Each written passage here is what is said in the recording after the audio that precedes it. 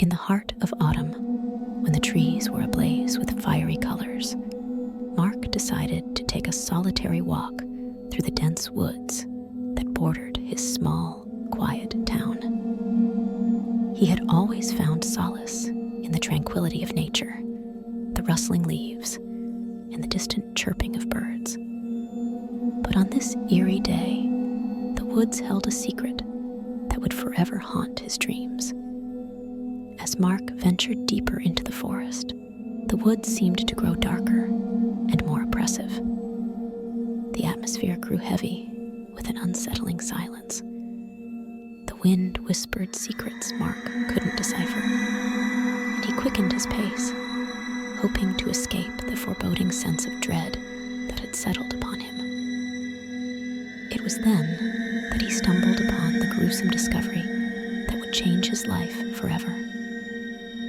Half buried beneath a mound of decaying leaves and twigs lay a lifeless, pale body. Shocked and horrified, Mark fell to his knees, his heart racing as he realized the life had long since left this unfortunate soul. A cold shiver ran down his spine, and he fumbled to retrieve his phone to call the police. The dispatcher's voice on the other end was calm and reassuring, but Mark's own voice trembled as he relayed his gruesome discovery. He gave them the location, and the dispatcher promised that officers would be dispatched to investigate immediately. The wait for the police seemed eternal. Mark couldn't tear his eyes away from the lifeless figure in front of him, its vacant eyes seeming to bore into his very soul. When the authorities finally arrived, they quickly cordoned off the area, taking photographs and collecting evidence. Mark's statement was recorded, and he was left shaken but relieved as they finally removed the body from the woods. Days passed, and Mark tried to put the gruesome discovery behind him, but his nights were plagued by terrible dreams. In the dead of night, he would awaken in a cold sweat, with the haunting image of the dead body seared into his mind. The figure would stand before him in his nightmares, eyes devoid of life, but filled with accusing anger. "I was at peace," the apparition would whisper in his dreams. "You disturbed me from my resting place. Now you must pay." Each night, the dreams grew worse, and the ghostly figure's demands became more sinister.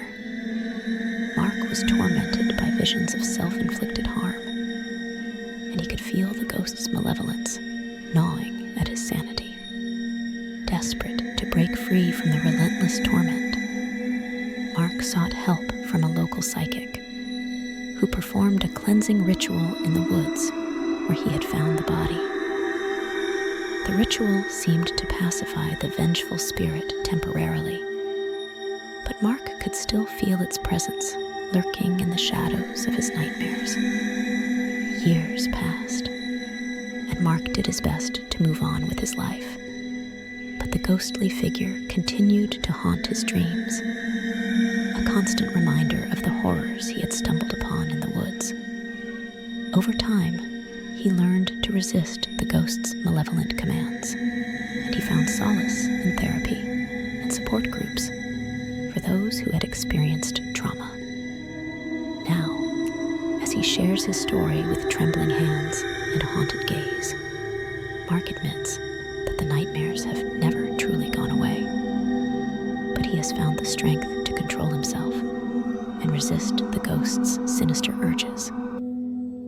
As he sits in the dimly lit room, he whispers, "I still see that dead body in my nightmares, but I've learned to live with the darkness it brought into my life.